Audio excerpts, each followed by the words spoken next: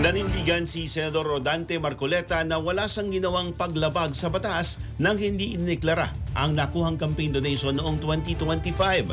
Sa isinumite nitong counter affidavit sa Commission on Elections, ipinaliwanag ng senador na natanggap niya ang donasyon bago pa sa idineklara o ideklarang kandidato noong 2025 senatorial elections.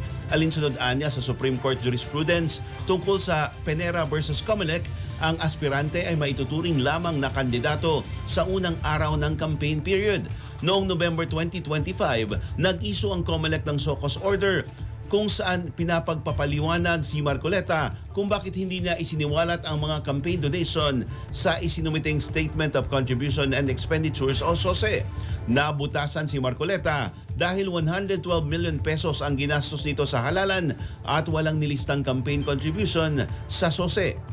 Hindi ito nagtutugma sa kanyang Statement of Assets, Liabilities and Network o SALN na 51.9 million pesos lamang. Ayon kay COMELEC Chairman George Garcia, natapos na ang Political and Finance and Affairs Department ang investigasyon sa SOSE ni Marcoleta at malapit nang maglabas ng desisyon kung may nilabag ang senador.